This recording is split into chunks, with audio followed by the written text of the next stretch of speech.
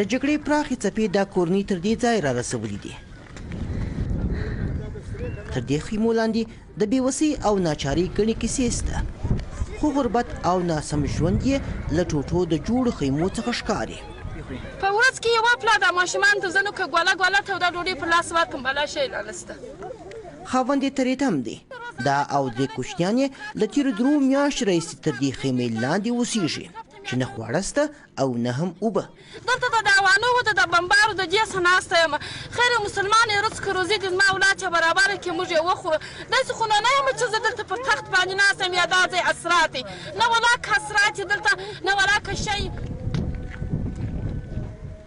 له زده کړو بې برخې دا کوچنیان کرۍ ورځ په دې لټه کې دي چې د څښاک اوبه له کومه راوړي. ان اړ دي د ډوډۍ په څېر د اوبو لپاره هم کورونو ته خواست وکړي.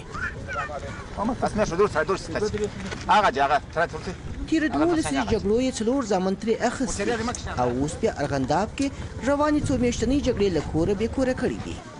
د 21 کسیزې کورنۍ دا مشر وایي د مني فصلونه یې کلي کې پاتې دي، خو دوی یوه ګوله ډوډۍ پسې لالهان دي. دغه حکومت د خوا خو مو شی ولاکېدلې دلته د مسلمان خیرات وکړي بل وزن هم دلته یو پارسل ورسره وړي وه دوی په دا 2 خیمه یو پارسل نیم یې ولري واخلي نیم بل واخلي. دا کومک راسره شوی دی نور خو موږ د حکومت څخه بل کومک مو سره ونه. د جګړې دا قربانیان لا هم آرام نه دي. کلونه وړاندې د بدن غړي بایللي، اوس بیا خپلې مینې. دا د کندهار پنجوایي ولسوالۍ کې دغه شل کیمپونو څخه یو دی چې پکښې د روان جګړو له کبله بېځایه سوي کورنۍ دلته میشتې دي. که څه هم دغه کورنۍ لویې برخې ته یې سرپناه ورکول سوې، خو د څښاک، خوراک، روغتیا او مالیې برخې خورا ګڼې ستونزې لري. په دې برخه کې هیڅ امکانات لا هم ورته برابر شوي نه دي. په دغه کیمپونو کې د اټکل له مخې شاوخوا 2000 کورنۍ میشتې دي.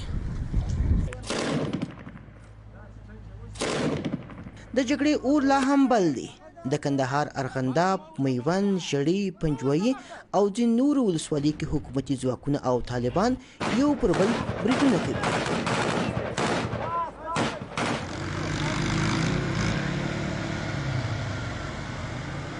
د کډوالو برخه کې مرسته کوونکې ادارې وایي د همدې جګړې له کبله نږدې 20,000 کورنۍ له خپلو مینو بېځایه سوي دي چې د هرې ورځې په تېرېدو سره یې شمېر زیاتېږي.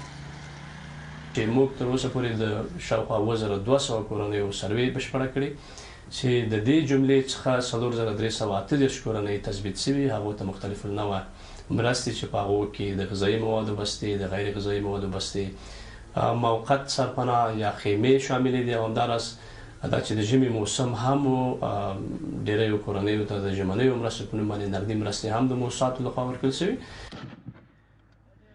په سیمه کې د جګړې دوام او اوږدېدل ښایي انساني ناورین رامنځته کړي، ځکه سږکال اوچوبۍ هم په دغه سیمه کې د لوږې ویره زیاته کړې او ښایي ګڼې بېوزلې کورنۍ د لوږې سره مخ شي. مامون درانۍ، BBC کندهار.